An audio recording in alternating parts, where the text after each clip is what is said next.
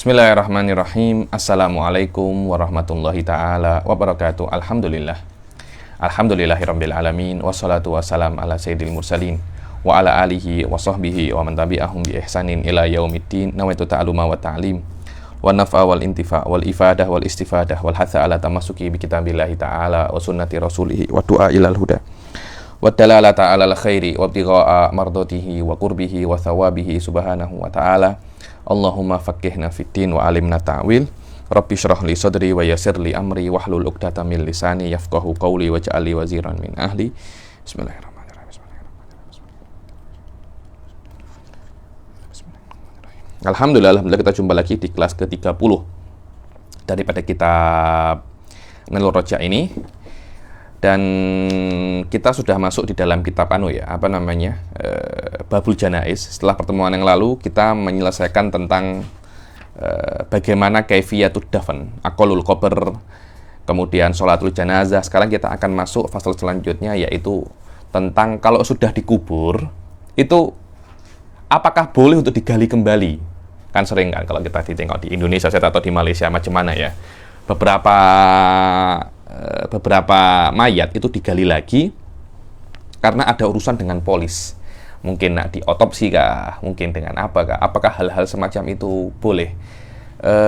Di sini disebutkan di dalam kitab Nailur Raja ini ada 4 perkara, yang mana sebenarnya ada lebih daripada 4. Adapun perkara-perkara yang untuk sekarang pasal yang berkaitan tentang jinayah atau tentang kriminalitas saat diotopsi itu mungkin dikaitkan atau dikiaskan dengan perkara-perkara yang sudah thabitun fi syariah. Ayo. Faslun yumbashul mayyit li arba'i khisalin. Mayit itu digali, maksudnya mayat yang sudah dikubur itu digali kembali, diperbolehkan untuk digali kembali karena 4 perkara. Maknanya annahu yumbashul mayyit minal qabr wujuban li wujudi ihda khisalin arba'. Dibilang mayat itu digali kembali daripada kuburnya, dikeluarkan lagi daripada kuburnya secara wajib. Maknanya wajib untuk dikeluarkan lagi setelah dikubur. Karena ada salah satu daripada 4 perkara. Katanya, dan ini berdasarkan apa yang dikatakan oleh mu'allif, akan tetapi para fuqaha katanya Sahihus Syarih, sebenarnya para ashabus Syafi'i mengatakan lebih daripada 4. Di antaranya apa yang lebih daripada 4 itu? Dibilang kayak mayat itu dikubur di tanah maghsub, di tanah yang digosok. Contohnya ada tanahnya anta Ustaz Sadam, saya gosok, kemudian orang-orang mengkuburkan di tanah itu karena izin saya. Itu tidak boleh. Kenapa? Karena ini adalah tanah yang digosok. Au kufina fi thawbin maghsub, atau dikafankan di baju yang digosok. Wa talabahuma sahibuhuma, dan orang yang punya tanah dan orang yang punya baju itu memintanya kembali, mana baju saya, mana tanah saya. Ketika seperti itu, maka mayat tersebut wajib untuk dikeluarkan daripada tanah tersebut, dan baju kafan yang punya orang itu wajib dikeluarkan, wajib diberikan lagi. Kan tidak mungkin diberi kecuali mayatnya digali lagi kan. Wa minha idza dufina kafirun fi ardil haram. Kalau orang kafir, orang yang non muslim dimakamkan di Ma'la contohnya, tidak boleh, kena dibongkar lagi makamnya. Kenapa? Karena tidak diperbolehkan orang yang bukan muslim untuk masuk di dalam kompleks haram. Wa minha idza khifa nabsyuh. Idza khifa nabsyuh. Kalau sekiranya ini kalau kita biarkan di sini nanti pasti ada orang yang pasti akan ada orang yang keluarkan mayit ini. Berarti kita keluarkan dulu, kita pindah ke tempat yang lebih aman. Tidak ada masalah itu, tidak ada masalah. Loh, kenapa? Kan sama-sama mengeluarkan mayit. Loh, iya, tapi kalau kami yang mengeluarkan, kami akan pindah di tempat yang ma'ruf, yang pantas bagi dia. Tapi kalau yang mengeluarkan itu orang lain, saya takut setelah dikeluarkan mayit itu akan dilempar begitu saja, mungkin ditenggelamkan ditenggelamkan di laut atau di sungai atau macam mana. Tapi kalau kami yang mengeluarkan, nanti kami akan letakkan di pemakaman yang layak bagi dia. Wa yajuzu nabsyuhu li khaufi sailin. Akan tetapi yang tadi kan wajib, sekarang boleh untuk digali lagi mayit itu kalau takut ada banjir. Jadi kalau ada banjir nanti apa namanya, mayitnya pun ikut apa namanya, ikut hanyut apa-apa. Maka untuk mengantisipasi hal itu terjadi, better kita gali, kita pindah ke pemakaman yang potensi untuk banjir itu sedikit. Wa idza mahaqo wa sara turaban. Begitu pula diperbolehkan untuk digali kalau sudah hancur. Kalau sudah hancur. Saya tak tahu ya di pemakaman Indonesia itu macam apa, Malaysia pun macam mana. Di Tarim, di Hadramut, bukan hanya di Tarim, di Hadramut sih. Di Arab pun juga sama. Jadi kadangkala satu pemakaman, satu makam itu isinya itu lebih daripada 1 atau 2 orang lebih. Jadi makam baru ya digali, baru ini. Masuk satu namanya Zaid. Sudah ditanam selesai. Nanti ini kan namanya mayit ya, dia akan hancur kan. Dia akan apa namanya? Dia akan hancur. Ketika dia hancur, nanti akan ada mayit lain yang nak masuk ke situ. Apakah boleh? Tidak ada masalah, dengan syarat dia sudah apa namanya? Hancur dulu. Lah, hancurnya itu bila berbeza-beza daripada tanah ke tanah. Katanya di Makla itu katanya 40 hari sudah hancur, tinggal tulang belulang aja. Di Zambal itu katanya 60 tahun. Di depannya Maqbaratul Furaid katanya 40 tahun. Tergantung apa namanya? Tergantung panas tanah tersebut. Adapun panas tanahnya haram itu panas sekali. Jadi ketika masuk 40 hari sudah apa namanya? Hilang. Sudah apa namanya? Menjadi turab lagi. Lah, kalau sudah mayit itu menjadi turab balik, Anda diperbolehkan untuk menggali kuburan itu dan memasukkan mayit yang lain, tidak ada masalah. Di Tarim itu, di Zambal itu katanya satu kuburan tuh ada sampai 7 atau 6 orang. 7 sampai 6 orang. Terpulang kepada yang ditanam di situ itu berapa. Karena sudah hancur, ya digali, ditanam lagi. Yang lainnya sudah hancur, tanam lagi. Ya sama saja kan. Sama saja. Ayo. Itulah makna wa idza mahaqo wa sara turaban. Dibilang kalau mayit itu sudah imahak, sudah hancur lebur dan menjadi debu lagi, diperbolehkan untuk digali sudah. Ayo. Ini adalah hal-hal yang disebutkan oleh siapa namanya? Oleh syarih. Sekarang kita masuk ke perkara-perkara yang wajib untuk digali tapi disebutkan oleh Shahibul Matan wa huwa Al-Habib Salim bin Smir ya ini. Yang pertama adalah lil ghusli idza lam yataghayyar. Kalau dia itu setelah dikuburkan baru ingat ternyata mayit ini belum dimandikan, dengan syarat masih belum apa namanya? Dengan syarat masih belum yataghayyar, belum apa ya? Belum busuk. Mayit itu kan kalau sudah lama, itu kan yang tangannya macam ini, yang sudah banyak-banyak ulat-ulatnya. Macam itu. Memang macam itu. Memang macam itu. Lil ghusli idza lam yataghayyar li tauji wali taujihi ilal kiblah. Kalau dikubur tapi tidak menghadap kiblat, macam mana? Gali lagi dan kuburkan dengan layak dengan menghadap apa? Kiblah. Lil mali idza dufina ma'ahu. Kalau ternyata di dalam itu ada apa namanya? Harta yang ikut, mungkin orang yang apa namanya? Orang yang menggali tersilap jatuh di dalamnya itu dompet kah, uang kah atau apa, maka wajib untuk apa namanya? Digali. Dengan tafsir yang akan ada sekejap lagi. Begitu pula wajib digali kalau yang dikubur itu adalah perempuan. Dan perempuan itu hamil. Dan hamilnya itu ada potensi masih apa? Hidup. Ada potensi masih hidup. Maka wajib untuk digali lagi untuk menyelamatkan apa? Janinnya. Lil mar'ah idza dufina janinuha ma'aha wa amkanat hayatuhu. Al makna annahu yumbashul mayyit minal qabr wujuban li ajli ghuslihi idza dufina bila ghuslin. Dibilang maknanya adalah mayit itu digali lagi daripada kuburnya itu secara wajib kalau untuk memandikannya, kalau dia itu ditanam tanpa dimandikan selama tubuhnya itu masih belum membusuk, belum apa namanya, masih belum berubah, belum ada ulat-ulatnya, belum bau lah. Kalau sudah bau ya sudah, Allah maaf ya nih. Allah maaf. Wa mithluhu tayammum haitsu tuliba. Begitu pula seperti mandi itu tayammum. Karena kalau memang tidak bisa dimandikan ya ditayamumi. Lah kalau seumpamanya sebelum ditayamumi itu dikuburkan, maka wajib untuk digali lagi untuk apa? Ditayamumkan. Ini adalah perkara pertama yang dari perkara-perkara yang wajib mayit itu apa namanya? Digali karenanya.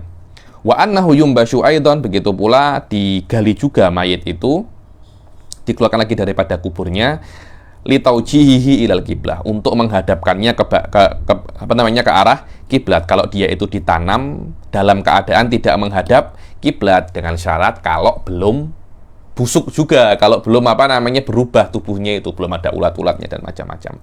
Ini adalah perkara kedua daripada perkara-perkara yang digali mayit karenanya. Begitu pula digali juga mayit itu, dibongkar lagi kuburnya kalau ada harta yang ditanam dengannya, walaupun sikit harta itu.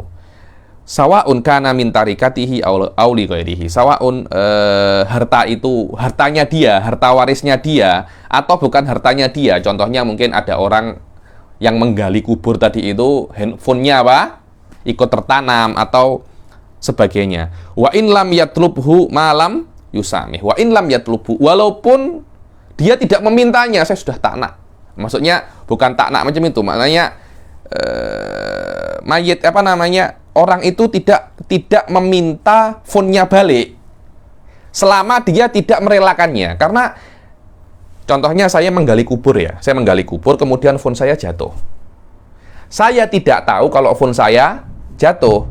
Karena saya tidak tahu, saya tidak memintanya. Walaupun saya tidak memintanya, orang-orang tetap wajib untuk menggali kubur itu untuk mengambil phone saya. Kecuali kalau saya tahu, oh memang phone saya sudah jatuh dan saya merelakannya. Tidak ada masalah. Hadza in lam yabtali'hu, amma idza btala'ahu fa in kana lahu lam yumbash mutlaqan aw li ghairihi kadzalik malam yatlubu. Dibilang ini semuanya kalau seumpamanya hartanya itu hanya ikut terkubur.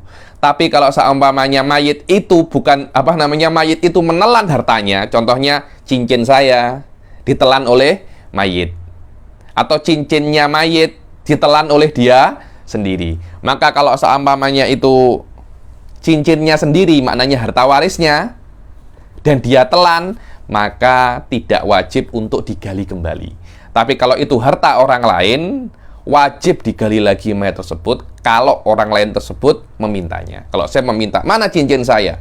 Wajib untuk dikeluarkan dan dibelah perutnya untuk mengambil cincin. Kenapa? Karena sudah ini mayit, kejap lagi anta belah tak anda belah, dia akan dimakan oleh cacing. Tapi harta ini masih bisa bermanfaat untuk orang yang hidup. Fa in talabahu nubisha wa syukka jawfuhu wa dufi'a ilaihi. Dibilang kalau seumpamanya orang tersebut yang hartanya itu ditelan oleh mayit meminta hartanya, maka wajib untuk digali balik kuburnya dan dibelah perutnya dan hartanya dikembalikan kepada orang yang berhak. Dan ini adalah perkara yang ketiga daripada perkara-perkara yang mayit itu digali lagi kuburnya karenanya. Perkara yang terakhir adalah bahwasanya kalau seumpamanya wanita meninggal dalam keadaan dia hamil dan ada potensi bayinya masih hidup. Wa annahu yumbashu idza kana imra'atan tufinat wa fi batniha janinun hayyun. Wa hadhihi hiyal khoslatur rabi'ah minal khisal allati yumbashu lahal mayit. Ini adalah perkara yang keempat yang menjadi sebab mayit itu wajib digali kembali kuburnya. Dan di perkara yang terakhir ini, kalau seumpamanya mungkin janinnya itu hidup, ada potensi janinnya itu hidup, maka setelah digali perutnya maknya itu dibelah untuk menyelamatkan siapa? Bayi tersebut. In amkana baqa'u hayatihi ba'da syakki batnil kalau seumpamanya ada kemungkinan masih hidup dan setelah dibelah perutnya maknya itu disesar, contohnya disesar, ada potensi masih bisa hidup anak ini, maka wajib untuk dibelah perut emaknya itu bi an yakuna lahu sittatu asyurin aw aktsar. Macam mana bayi yang ada kemungkinan untuk hidup setelah dibelah perut emaknya kalau dia itu umurnya 6 bulan atau lebih. Kalau umurnya 6 bulan atau lebih dan emaknya meninggal, kemudian ada potensi dia itu hidup, maka wajib untuk dibelah, wajib untuk dibelah. Kalau seumpamanya tidak ada potensi untuk hidup, contohnya bayinya masih umur 2 bulan, bayinya masih umur berapa? 3 bulan, turikatil bila dafnin ila an yamuta fatudwan. Maka ketika itu setelah maknya meninggal, jangan langsung dikubur. Jangan langsung apa? Dikubur. Biarkan emaknya dulu. Jangan dikubur sampai janinnya yang di janinnya yang di perutnya maknya itu meninggal, baru boleh dikubur, baru boleh dikubur. Wa illa turikatil ummu bila dafnin ila an yamuta fatudfan. Kalau memang tidak ada potensi untuk hidup, maka dibiarkan emaknya mati, jangan sampai jangan dikubur dulu sampai jangan ditanam dulu sampai anaknya yang di janin emaknya itu sudah mati, baru boleh untuk ditanam.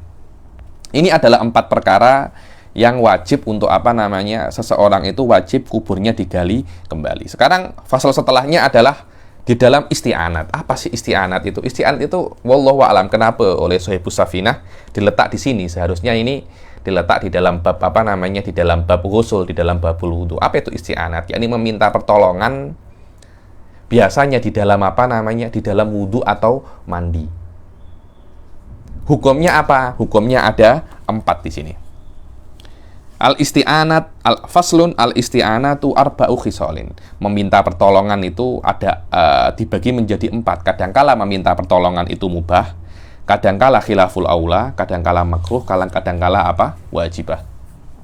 Makna annal i'anat walau bila talabin bi'tibaril hukmi syar'i arba'atu aksamin. Dibilang al-i'anat, meminta tolong walaupun tanpa meminta, atau menolong walaupun tanpa meminta. Ya, kadangkala Anda itu menolong orang walaupun tanpa diminta.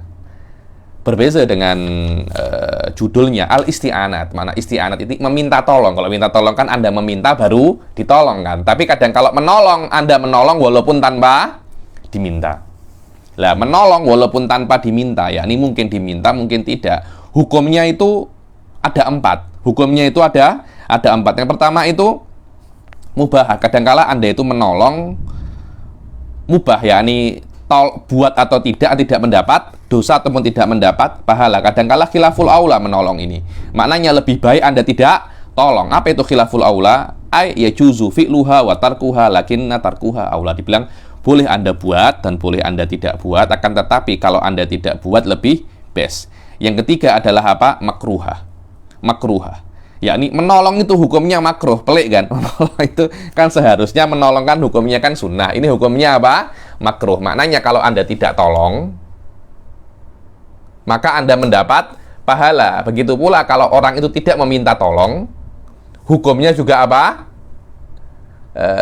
dia mendapat pahala. Karena Anda meminta tolong dan Anda menolong dia, hukumnya itu makruh.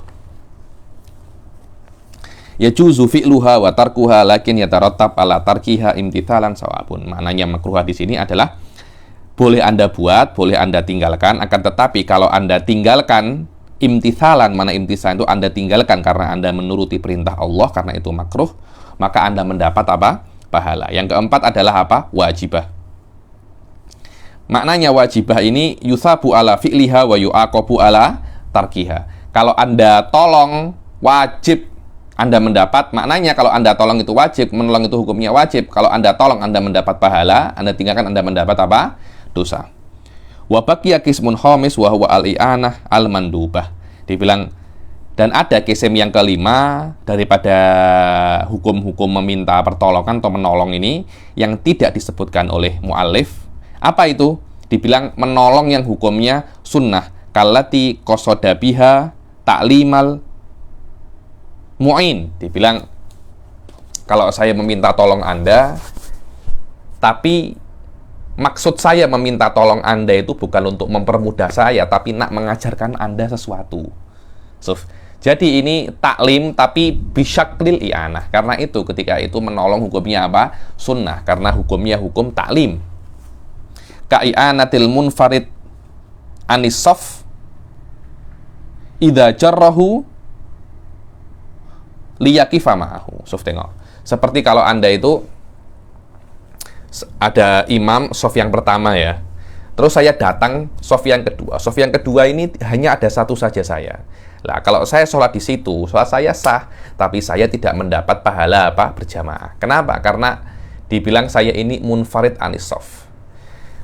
Para fuqaha itu mengatakan, kenapa seperti itu? Iya, karena biasanya kalau Anda itu berdiri sendiri daripada shaf, biasanya setan itu akan ganggu Anda. Namanya saja jamaah ya, namanya saja apa? Jamaah. Sedangkan Anda ini sendiri. Sendiri ya, bukan jamaah. Biasanya dibilang serigala itu akan memakan kambing yang paling ujung dan berpisah daripada jamaah. Terus macam mana agar saya mendapat pahala berjamaah? Saya diperbolehkan untuk, kalau saya Allahu Akbar, orang yang di depan saya tarik, bukan saya tarik macam ini, saya beri tarabas. Saya buat macam ini. Toh? Macam ini. Sit. Nanti saya beri sign, dia akan apa namanya? Dia akan faham, dia akan mundur. Lah, ketika dia itu mundur ke belakang untuk menemani saya, kan dia kan dari soft pertama mundur ke soft kedua. Kan seharusnya kan pahalanya kan kurang kan. Soft pertama pahalanya lebih banyak daripada soft yang kedua, tapi di sini tidak. Hukumnya Anda membantu saya agar saya tidak sendiri. Dia apa namanya? Di soft itu hukumnya apa? Mandubah. Anda tetap mendapat pahala soft yang pertama dan Anda mendapat pahala menolong saya, dan ketika Anda mundur ke belakang, saya mendapatkan pahala sholat apa? Berjamaah. Karena saya sudah tidak dianggap sendiri daripada soft. Dan masalahnya sudah saya jelaskan di kelas saya, apa namanya? Muqaddimah Hadromiyah, boleh Anda rujuk di situ. Itulah maknanya wa ka'i'anatil munfaridi anissof idza jarrahu liyaqifa ma'ahu. Yang keenam adalah al-i'anah al-muharramah kal-i'anah ala fi'lil haram. Menolong tapi yang haram. Apa itu? Kalau Anda menolong untuk perbuatan yang haram, Anda nak mencuri. Oke, saya tolong. Mencuri haram, menolong untuk mencuri juga haram. Al-i'anah wala tata'awanu alal itsmi wal udwan. Ta'awanu alal birri wat taqwa wala ta'awanu alal itsmi wal udwan. Oke. Fal mubahah, jadi hukumnya menolong itu ada 6. Jadi jangan Anda salah ya, dikira menolong itu semuanya baik. Oh, tidak. Kalau Anda saling tolong menolong dalam korupsi, hukumnya juga haram. Saling tolong menolong dalam tipu menipu, hukumnya apa? Haram. Fal mubahah ya takribul ma. Tolong menolong yang mubah itu apa? Takribul ma. Jadi airnya jauh, tolong didekatkan. Anda menolong orang lain untuk mendekatkan baldi ke dia agar dia mudah untuk wudhu. Menolong itu hukumnya apa? Mubah. Fal mubahah hiya takribul ma. Makna al-i'anah al-mubahah hiya ihdorul ma. Dibilang di antara menolong yang mubah itu adalah Anda membawakan orang yang nak wudhu atau nak mandi itu air, membawakan air. Begitu pula seperti Anda membawakan air, Anda membawakan ina, bejana, bekas atau dalu, baldi. Wala yuqalu innaha khilaful aula litubutiha anhu sallallahu alaihi wasallam, dan tidak dikatakan memberikan air, mendekatkan air atau memberikan baldi itu khilaful aula. Kenapa? Karena Rasul sallallahu alaihi wasallam itu buat. Masa Rasul berbuat sesuatu yang khilaful aula? Tidak mungkin. Semua perbuatannya Rasul itu aula, bukan khilaful aula. Wa hadza huwal awwalu min aqsamil i'anat. Ini adalah yang pertama daripada aksamul i'anat, daripada macam-macam hukum menolong. Yang kedua adalah khilaful aula wa hiya sabbul ma ala nahwil mutawaddi. Yani yang kedua adalah menolong tapi yang khilaful aula. Apa contohnya? Sabbul ma ala nahwil mutawaddi. Kalau ada orang wudhu, Anda menolong untuk menuangkan airnya, bukan untuk memberi air ya. Ini airnya, engkau tuang sendiri. Sekarang ini bukan hanya memberi air saya, tapi saya ikut tuang, menuang air untuk dia wudhu atau menuang air untuk dia mandi, hukumnya apa? Khilaful aula. Kenapa? Karena tengok ya, wudhu itu adalah salah satu daripada ibadah. Daripada apa? Ibadah. Yang namanya ibadah itu Anda kena hina, namanya saja menghamba kepada Allah. Lah kalau Anda itu dituangkan oleh orang, ada unsur Anda itu bermegah-megahan. Ada unsur Anda itu apa? bermegah-megahan. Karena itu kalau Anda itu bermegah-megahan itu bertentangan dengan filsafat hakiki daripada apa? Ubudiyah. Karena itu hukumnya khilaful aula. Apalagi kalau sampai bukan hanya dituangkan tapi dibasuhkan. Jadi saya minta tolong Anda untuk membasuhkan tangan saya, bukan menuangkan ya, tapi apa? Membasuhkan. Itu lebih teruk daripada apa? Menuangkan. Karena itu membasuhkan hukumnya makruh, menuangkan hukumnya khilaful aula.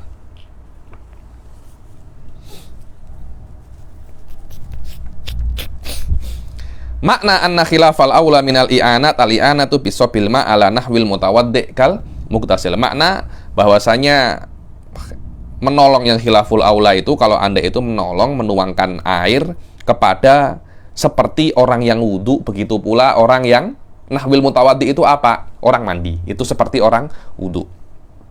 Qala Syabro Milsi, qala Syabro Millasi. Ada yang pening cakap ini Syabro Millasi, Syabro Mullasi. Guru saya Syekh Muhammad bin Ali Al-Khatib dia bilang ala wazn adra irsi.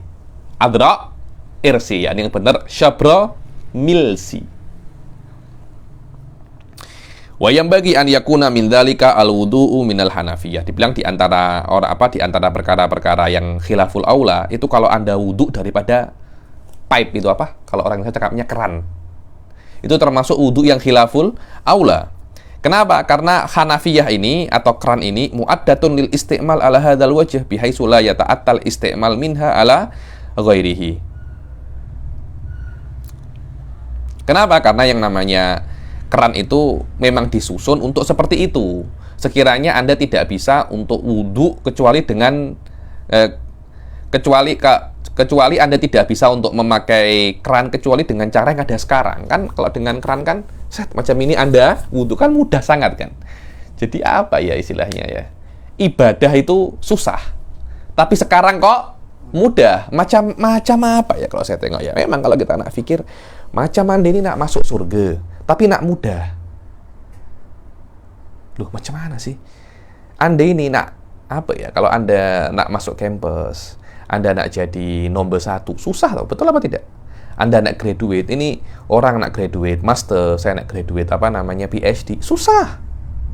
Padahal graduate PhD itu tidak bisa Anda bandingkan dengan Anda itu graduate hisab nanti Anda masuk surga. Maknanya masuk surga itu susah. Tapi Anda nak mudah, akhirnya apa ya? Ada semacam kontradiksi. Yakni ibadah yang seharusnya susah malah menjadi mudah. Karena itu wudunya menjadi apa? Khilaful aula.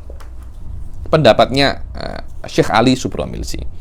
Fa in ista'ana fi shab fal aula, dibilang kalau memang Anda meminta tolong orang untuk menuangkan air, maka lebih baik orang yang menuangkan ini berdiri an yasaril mutawaddi, di sebelah kirinya orang yang wudu, jangan di sebelah kanan.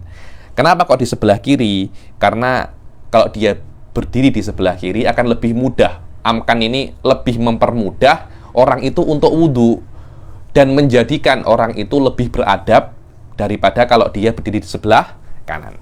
Li'annahu amkan wa ahsanu adaban. Dan meminta tolong atau menolong yang makruh itu adalah kalau Anda itu meminta tolong atau menolong orang lain di dalam wudu atau di dalam mandi, membersihkan apa? Untuk membasuhkan bagian wudunya, membasuhkan bagian-bagian badannya untuk mandi ataupun wudu. Makna annal i'anatal makruha al i'ana fi qasdi a'dha'i nahwil mutawaddi malam yakun udzur. Dibilang i'anah yang makruh itu kalau Anda menolong orang untuk membasuh bagian-bagian tubuh orang yang berwudu, kecuali kalau Anda mempunyai udzur. Kalau Anda mempunyai udzur, tidak ada masalah, bahkan mungkin wajib Anda meminta tolong. Tapi kalau Anda tidak mempunyai udzur, Anda sehat-sehat saja, tapi Anda meminta orang lain membasuhkan tubuh Anda, hukumnya apa? Makruh. Kenapa? Karena Anda itu bermewah-mewahan, bermegah-megahan, dan itu bertentangan dengan filsafat asli apa? Ibadah. Ibadah itu kena hina Anda. Yakni Anda nak beribadah kepada Allah, nak menghambakan diri kepada Allah. Tengok Allah. Saya wudhu pun ada yang apa namanya? Saya wudhu pun ada yang basuhkan. Kan macam tak pantas kan macam tak pantas. Macam orang nak minta sedekah, keretanya BMW, kan macam apa? Apa ya menurut saya ya, macam tak kena itu loh. Kalau Anda punya BMW, maknanya Anda ini kaya. Kenapa Anda minta sedekah? Loh, kalau Anda memang wudhu je, Anda dibantu oleh orang, maknanya Anda ini bukan hamba. Jadi kan, ada hal-hal yang kontradiksi. Wal wajibah hiya lil marid indal ajaz. Dibilang ada meminta tolong itu yang hukumnya apa?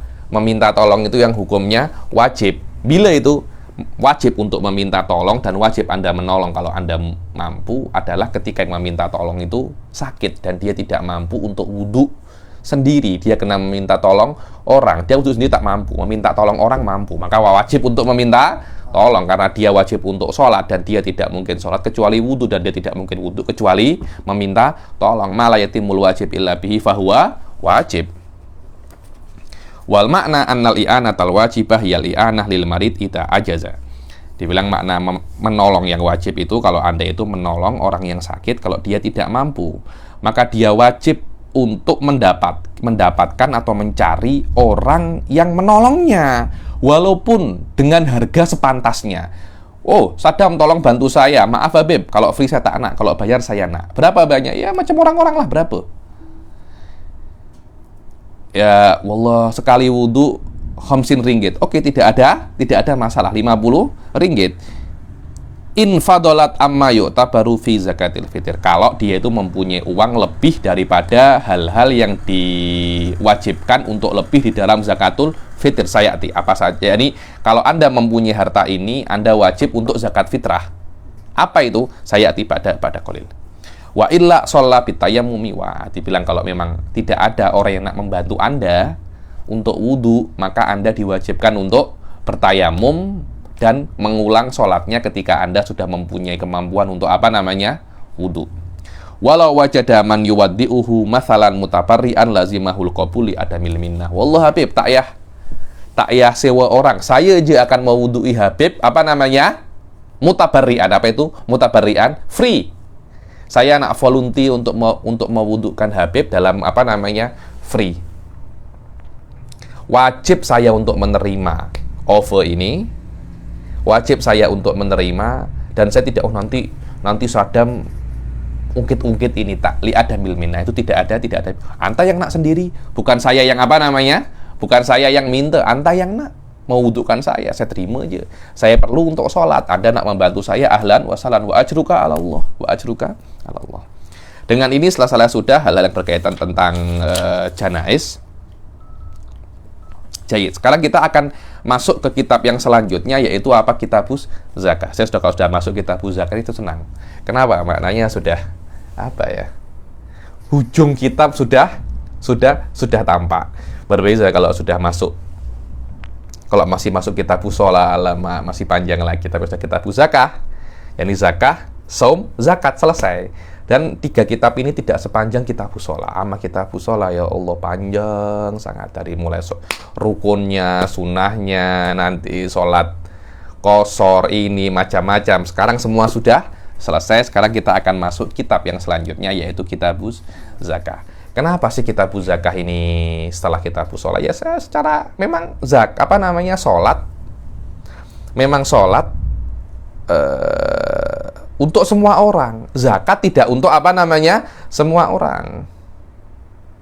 Dan biasanya di dalam Al-Qur'an pun wa aqimus sholata wa atuz zakat disebutkan mendirikan sholat dahulu baru menunaikan apa? Zakat. Dan zakat itu ada banyak ya. Zakat itu ada banyak dan tidak semua itu makluminaddin biddarurah. Tapi ada beberapa zakat, yakni kalau Anda mengingkari zakat secara umum Anda kafir. Tapi kalau Anda mengingkari beberapa zakat, contohnya saya tak percaya ada yang namanya zakat tijarah, Anda tidak kafir. Karena mungkin zakatut tijarah itu laisa makluminaddin biddarurah. Tapi zakat secara umum, zakat itu tidak ada. Nah, itu yang problem. Dan wallahu alam, saya pernah baca beberapa report daripada internet bahwasanya sedekah yang paling banyak setiap tahun adalah sedekah yang berasal daripada apa? Zakat. Kenapa kok zakat itu wajib? Li'alla, agar harta itu tidak menjadi monopoli oleh orang-orang kaya. Li'alla yakuna dulatan bainal agniya'i minkum. Karena kalau tidak ada zakat, niscaya yang namanya harta itu akan dikuasai oleh segelintir orang. Yang kaya tambah kaya, yang miskin tambah miskin. Persis seperti apa yang terjadi di dalam masa-masa corona ini. Dalam masa-masa corona ini, yang miskin tambah miskin, yang kaya semakin kaya. Anda tengok repot-repot dia yang ada di dalam majalah-majalah. Saya pun terkejut ya nih, di dalam masa-masa corona ini orang-orang kaya semakin apa namanya? Semakin kaya. Yang super rich itu semakin kaya. Orang yang miskin semakin miskin dan semakin banyak orang miskin. Subhanallah. Wallahu a'lam. Mungkin kalau zakat ini dipraktikalkan secara benar, insya Allah ya nih, mungkin tidak akan benar-benar orang miskin tidak ada, tapi minimum mengurangi orang-orang apa namanya miskin. Orang miskin akan terus ada. Karena tanpa adanya orang miskin, orang kaya pun tidak ada. Karena miskin dan kaya itu idhofi. Tanpa adanya orang miskin, orang kaya tidak ada. Maka tidak ada kaya, tidak ada miskin. Paham ya? Karena itu yang namanya idhofi. Tapi minimum zakat itu adalah solusi bagaimana Islam menanggulangi apa itu namanya kemiskinan. Wallahu a'lam.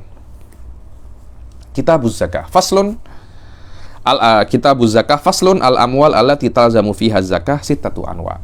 Harta-harta yang wajib di dalamnya itu zakat ada berapa namanya? Ada 6 macam. Yang wajib dizakati itu ada 6. So, ini penting sekali ya. Ini penting sekali. Bahwasanya tidak semua harta Anda itu wajib zakat. Contohnya kereta. Kereta tidak wajib zakat. Apalagi rumah tidak wajib zakat. Padahal rumah, kereta itu adalah harta. Harta itu apa sih? Harta itu adalah yajlibulaka naf'an aw yadfa'u anka durron. Itu namanya harta. Segala sesuatu yang memberi Anda manfaat dan menolak daripada Anda mafsadat, itu namanya apa? Harta. Itu namanya apa? Harta. Bukankah kereta itu memberi Anda manfaat? Bukankah rumah memberi Anda manfaat? Bukankah daging memberi Anda manfaat? Tapi itu tidak wajib apa? Zakat. Maknanya tidak semua harta itu wajib zakat. Tidak semua harta itu wajib zakat. Dulu saya pernah berdebat dengan Syekh Ba'udhan, guru saya Minhaj, pasal ini juga ketika itu kami membahas tentang apa namanya? Apakah wajib uang kertas ini dizakati kalau Anda punya tabungan? Terus Syekh Ba'udhan berdalil bahwasanya wajib dizakati. Kenapa? Li'annahu mal, karena itu adalah harta. Saya cakap, loh memang itu adalah harta, tapi tidak semua harta wajib dizakati. Ada beberapa harta yang wajib dizakati, ada yang tidak wajib dizakati. Kemudian beliau berkata bahwasanya kita kiaskan dengan harta-harta yang wajib dizakati. Yakni cerita panjang ketika itu, cerita panjang dan dalilnya beliau lebih kuat. Cuma mahalus syahid adalah perkataan saya, tidak bisa Anda mengatakan, oh uang ini wajib dizakati karena dia adalah harta. Tidak bisa seperti itu. Kenapa? Karena tidak semua harta wajib untuk dizakati. Hanya beberapa harta yang wajib dizakati. Apa itu diantaranya? Ada 6 perkara yang wajib dizakati di antara harta. Taqaddama fi arkanil Islam anna zakata lughatan annama'u wa tadhir. Sudah lewat apa namanya di awal-awal kitab, di rukun-rukun Islam, bahwasanya zakat itu secara bahasa adalah nama, tumbuh. Maknanya semakin Anda berzakat, semakin tumbuh harta Anda. Wa tadhir, dan mensucikan. Karena di dalam harta Anda itu ada hal-hal yang apa namanya? Ada hal-hal yang kotor. Zakat itu adalah mensucikan harta Anda yang kotor. Secara syariat, namanya zakat adalah ismun lima yukhraju an malin aw badanin ala wajhin mahsus. Nama yang dikeluarkan daripada harta atau badan dengan cara yang khas. Karena kadangkala zakat ada zakatul mal, ada zakatul badan. Makna bahwasanya harta-harta yang wajib di dalamnya itu zakat terhadap seorang muslim at-tam, yakni orang yang wajib zakat adalah kena seorang muslim, kena hur, kena merdeka, at-tamul miliknya itu sempurna, sayati semua muhtarozat ba'da qalil. Al-muayyan, harus muayyan, miliknya itu harus muayyan, bukan kepemilikannya itu musya, seperti fukoro. Siapa yang punya? Fukoro. Lihat siapa fukoro itu? Berbeza. Siapa yang punya? Saddam Muayyan. Siapa yang punya? Orang-orang Indonesia. Lah, itu kan istilahnya harta umum kan. Itu kan harta umum. Al-mutayaqqan wujuduhu. Yang harus orang yang berzakat itu apa namanya? Benar-benar ada. Ada beberapa orang itu yang nak berzakat, belum tentu dia itu hidup. Macam mana itu? Sayati. Sittatu anwa. Fakharaja bil muslim, kan yang wajib berzakat itu kan orang muslim. Maka orang al-kafir asli, orang yang Kristen yang tidak pernah memasuk Islam, tidak wajib untuk zakat. Maka dia tidak wajib untuk berzakat ketika dia itu apa? Ketika dia itu dalam keadaan kafir. Sekiranya kalau dia itu masuk Islam umurnya 60 tahun, dia tidak wajib untuk mengqadha hartanya selama 60 tahun. Tapi pada hari kiamat, kalau dia tidak masuk Islam, pada hari kiamat kelak, dia akan diadab karena dia tidak berzakat. Kenapa? Karena al-kuffar mukallafuna bi furu'ish syariah. Orang-orang kafir itu juga mukallaf bi furu'ish syariah, dipaksa atau diminta untuk berbuat furu'ish syariah. Bidalil hada mawjud di dalam kutub-kutub usul fikih. Adapun orang murtad, kalau dia itu kembali ke Islam, maka dia wajib untuk menunaikan zakat. Tahun-tahun dia murtad 5 tahun, maka dia wajib untuk mengqadha zakatnya berapa? 5 tahun. Kalau dia tidak kembali ke Islam dan dia meninggal dalam keadaan kafir, maka semua hartanya itu fai'un. Semua hartanya itu fai'. Wa huwa li ghairi muayyan. Maknanya fai' itu untuk kemaslahatan orang-orang muslim. Dan yang namanya fai' bukan untuk orang yang khas, tapi untuk semua orang Islam. Ketika untuk semua orang Islam, maknanya dia tidak wajib untuk zakat. Karena syaratnya zakat yang memiliki itu harus spesifik. Bukan semua orang Islam. Loh iya, siapa itu? Fulankah?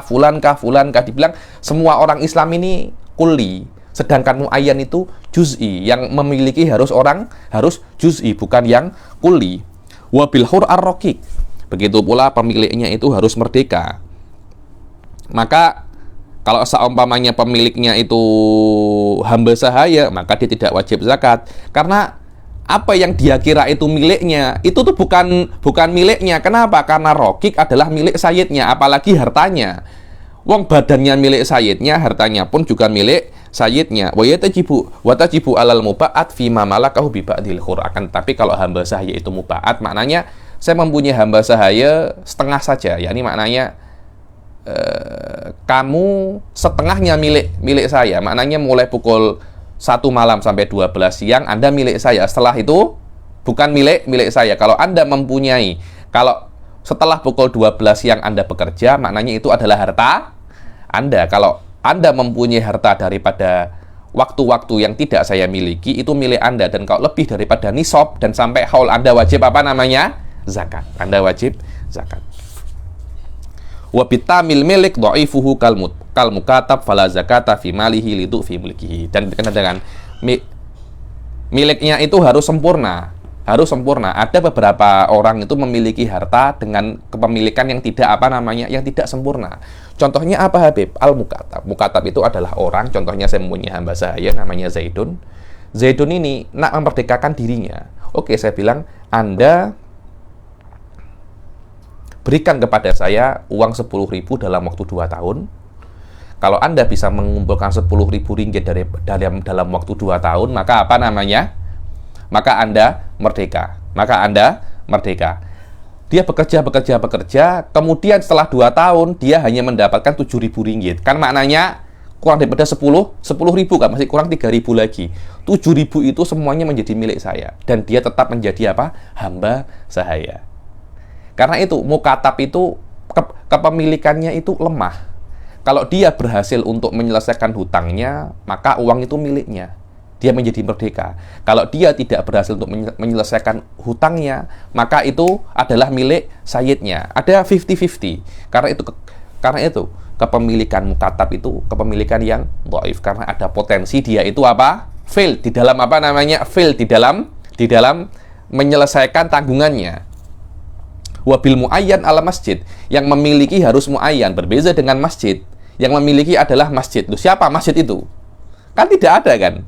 Ayo, itu namanya yudohit tahrir di dalam wakaf, al-wakaf alladhi yudohit tahrir. Fala zakata fi malihi, kalau kasnya masjid itu sampai 100 juta, maka tidak wajib untuk apa namanya? Tidak wajib untuk zakat. Kenapa? Karena tidak ada kepemilikan yang khas untuk masjid ini. Wa mithluhu al-mauquf ala jihatil fuqara aw ribat aw qantarah. Begitu pula kalau harta ini wakaf ala jihatil fuqara, untuk orang-orang miskin, atau untuk ribat, untuk pondok-pondok pesantren, atau untuk apa namanya? Qantarah, untuk memperbaiki jembatan. Loh, mana? Kan tidak ada yang khas kan? Berbeza kalau fulan baru Anda wajib untuk zakat. Tapi kalau yang memiliki itu perkara yang kulli, masjid, fuqara, muslimin, perkara yang kulli itu laisa muayyan. Selama dia tidak muayyan, dia tidak wajib untuk apa namanya? Zakat. Wabil mutayaqqan wujuduhu al-janin. Dan keluar daripada, kan harus yang berzakat itu yakin ada. Kalau tidak yakin ada, maka tidak wajib untuk zakat. Contohnya adalah apa? Al-janin. Janin itu, kalau Anda tengok, saya punya daurah di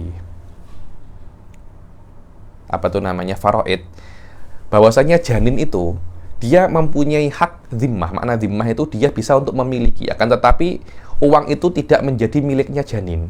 Cuma uang itu di mauquf, di apa namanya, diberhentikan dahulu sampai dia benar-benar lahir. Lah, ketika dia itu mungkin lahirnya terlambat ya, mungkin sampai 2 tahun dia apa namanya, di perut, tetap tidak wajib zakat. Kenapa? Karena dia ini belum tentu ada. Loh, tapi di USG ada, Habib. Tidak. Fuqaha hanya mengiktibar kalau sudah benar-benar apa? Keluar. Kalau masih belum keluar, potensi dia itu ada, potensi dia itu tidak ada, karena ada beberapa orang itu perutnya besar, setelah ditunggu ternyata itu adalah kentut. Setelah apa? Perutnya besar, dibilang itu hamlul kadhib. Fala zakata fima wuqifalahu minat tarikah, dibilang maka tidak ada wajib daripada uang maka tidak wajib zakat atas harta waris yang mauquf lahu. Mauquf ini maknanya kalau Anda di apa namanya, di harta waris, nanti hartanya sobi itu akan mauquf, maknanya di stop, disampingkan, disisihkan dahulu, diletak di adil sampai dia apa? Lahir. Lah, kalau di adil sampai lama, tetap tidak wajib untuk apa? Zakat. Hatta lo infasola mayitan lan tajib alal warazah zakatu dzalik. Kalau seumpamanya bayi itu lahir dalam keadaan meninggal, yang adil ini akan dibagi-bagi ke warasah yang lain. Apakah warasah ini wajib zakat? Tidak. Kenapa? Karena syaratnya daripada muzaki ini harus benar-benar apa? Ada, harus benar-benar ada. Selama dia tidak yakin ada, maka tidak wajib untuk zakat. Jayid. Dan kita baca apa namanya, zakatun na'am. Kan di antara hal yang wajib dizakati kan ada 6 perkara. Kita sudah mempelajari syarat orang yang wajib untuk berzakat. Terus harta yang dizakati itu apa? Yang pertama adalah na'am. Na'am ini adalah hewan ternak. Dan makna hewan ternak ini tidak semua hewan ternak, akan tapi hanya 3 saja yang wajib dizakati di dalam mazhab Syafi'i. Apa itu? Kambing, lembu, onta. Itu saja. Habib, saya punya ayam, Habib. 100.000 ayam ya, Habib. Apakah saya wajib untuk zakat? Tidak. Kenapa? Karena itu bukan na'am yang diwajibkan untuk zakat. Saya punya peternakan kuda, Habib. Apakah saya wajib zakat? Tidak. Saya punya peternakan harimau, Habib. Apakah saya wajib zakat? Tidak. An-na'am bi fathin nun hiyal ibil wal baqar wal ghanam. Makna na'am adalah 3. Onta, lembu, dan apa namanya? Kambing. Itu saja. Makna bahwasanya macam pertama daripada harta yang wajib untuk dizakati adalah kalau Anda mempunyai onta, lembu, dan kambing. Cuma wajib untuk dizakati dengan beberapa syarat. Yang pertama itu harus sampai nisabnya, Kalau tidak sampai nisabnya tidak wajib zakat. Apa itu nisab? Nisab adalah qadrun ma'lumun mimma tajibu fihi zakat, yakni kadar yang khas. Sekiranya kalau sampai kadar itu Anda itu dianggap orang berduit, Anda itu dianggap orang kaya. Karena itu Anda wajib untuk zakat. Dan nisabnya berapa sayati? Nisabnya kambing berapa? Nisabnya lembu berapa? Nisabnya unta berapa? An yamdiya alaihi haulun. Nisab itu tidak bergerak dan ada pada Anda selama berapa? Satu tahun. Haulun kamilun mutawalin. 1 tahun berturut-turut tidak keluar daripada kepemilikan Anda. Wahiyya fi milkil muzaki. Naam nitajun nisab asna al-haul yatba'u ummahu fi. Dibilang kalau seumpamanya ada kambing melahirkan sudah 6 bulan, kan setahun kan. Setelah 6 bulan dia melahirkan anak. Anaknya ini ikut siapa? Anaknya mengikuti nisab emaknya, mengikuti haul emaknya. Maknanya emaknya sudah 6 bulan, ketika anaknya lahir sudah dianggap dia itu ada berapa? 6 bulan. 6 bulan juga. Dibilang nitajun nisab asna al haul yatba'u ummahu fi. Kalau ada baby onta, baby kambing, baby lembu lahir di tengah-tengah haul, maka dia dianggap haulnya sama dengan haul emaknya. Walaupun seumpamanya ada 40 kambing melahirkan bersama-sama dalam tengah-tengah haul, wajib untuk zakat. Antakuna ra'iyatan fi kala'in mubah. Yang ketiga adalah hendaklah kambing itu atau na'am ini digembala di padang rumput yang mubah. Makna padang rumput yang mubah ini adalah padang rumput yang tidak dimiliki oleh siapapun. Dia milik umum, bukan padang rumput punyanya siapa? Punyanya Saddam, saya tidak menggembala di situ. Apakah saya wajib zakat? Tidak. Saya mempunyai 40 onta Habib, tapi makanannya itu saya beli. Apakah wajib zakat? Tidak. Dibilang ini bukan sa'imah, tapi maklufah. Kalau maklufah itu tidak wajib zakat. Sa'imah itu yang makanannya itu digembala dari padang-padang rumput yang bukan milik perorangan, tapi milik umum. Wala yakfi ra'yuha binafsiha. Dan tidak bisa, sudahlah, saya mempunyai 40 kambing, sudah, sila makan di mana, makan. Tidak boleh semacam itu. Saya kena menggembala ini sendiri kemana. Karena kalau saya saya lepas dia akan makan di tempat-tempat yang kita tidak tahu, bukan di dalam kalaun mubah. Bala budda an yakuna minal malik. Dan harus saumnya itu digembala daripada malik itu sendiri. Adapun nisabnya berapa? Kalau Anda mempunyai unta, mula wajib zakat kalau Anda mempunyai 5 ekor unta. Dan kalau Anda mempunyai 5 ekor unta, zakatnya adalah 1 ekor kambing. 1 ekor kambing itu jad'atudon, lahasanah, dibilang kambingnya itu, kambing yang gibas itu warna putih, itu Anda boleh zakati kalau sudah berumur 1 tahun, atau kambing kacang, kambing yang warnanya coklat, kalau umurnya berapa? 2 tahun. Jadi 5 ekor unta, 1 kambing. Gibas 1 tahun, atau kambing kacang berapa? Yang berumur 2 tahun. Au saniyatu ma'izin lahasanah. Wa fi ashrin, dibilang kalau Anda mempunyai 10 ekor unta, zakatnya 2 ekor kambing. Sama, 1 gibas yang 1 tahun, atau yang kambing kacang berapa? 2 tahun. Kalau Anda mempunyai 15, 3 ekor kambing. Anda mempunyai 20 ekor unta, 4 ekor kambing. Anda mempunyai 13 ekor unta, 2 ekor kambing. Jadi 5, 6, 7, 8, 9, 1. Mulai 10 berapa? 2. 11, 12, 13, 14, 2. Mulai 15 berapa? 3. 16, 17, 18, 19, tetap 3. Mulai 20, 4. 21, 22, 23, 24, juga tetap 4. 25 apa? Bintu makhot. Bintu makhot itu adalah anaknya unta yang umurnya berapa? 1 tahun. Bintu makhot wahyallati lahasanatun kamilah. Anaknya unta yang umurnya berapa? 1 tahun. Kalau Anda mempunyai 36 ekor unta, maka zakatnya adalah bintu labun. Apa itu bintu labun? Adalah anak unta perempuan yang umurnya berapa? 2 tahun. Kalau untanya itu Anda mempunyai 46, hikkoh. Apa itu hikkoh? Anak unta perempuan yang mempunyai berapa umur? 3 tahun. Kalau jumlah unta Anda 61, maka Anda wajib mengeluarkan 1 ekor jad'ah. Apa itu jad'ah? Unta perempuan yang berumur berapa? 4 tahun. Kan mulai besar kan jad'ah. Kalau unta Anda 76, 2 bintu labun. 91, 2 hikoh. 121, 3 banat labun. 130, 1 hikoh dan 2 bintu labun. Setelah itu, setelah 131, setiap 40 ekor onta 1 bintu labun, setiap 50 ekor onta apa? Hikoh. Oh, saya mempunyai 200 ekor onta.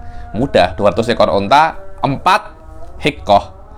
250, 5 hikoh. Setiap itu di atas 131, setiap 40 bintu labun, setiap 50 hikoh. Kita dengar adzan sekejap.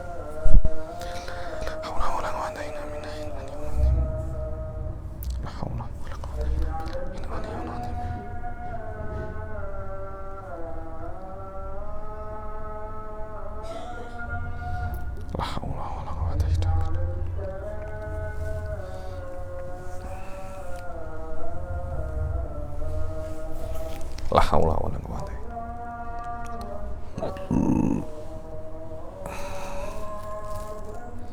Allahu akbar, Allahu akbar.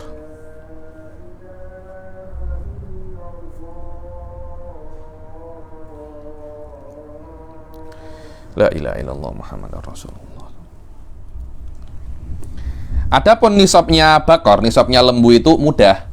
Setiap 30 ekor lembu Anda wajib untuk mengeluarkan tabi'. Tabi' itu apa? Lembu yang berumur berapa? 1 tahun atau tabi'ah.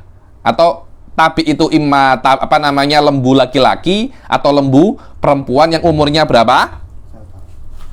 1 tahun. Tapi kalau di onta semuanya kena apa? Perempuan. Adapun kalau 40 ekor lembu Anda wajib apa? Musinnah. Apa itu musinnah? Lembu perempuan yang mempunyai umur berapa? 2 tahun. Mudah sudah. Setiap 30 lembu, tabi atau tabi'ah, setiap 40 ekor lembu kena musinnah. Saya mempunyai 80 ekor lembu Habib. Mudah, 2 musinnah. 100 lembu Habib. 100 lembu ya Anda 2 tabi dan 1 musinnah. Karena 1 tabi 30, musinnah berapa? 40. 2 tabi berapa? 60 kan? Sisanya 40 apa? 1 musinnah, mudah. Adapun nisabul ghanam itu kalau Anda mempunyai 40 ekor ghanam, 40 ekor kambing, ya 1 ekor kambing zakatnya.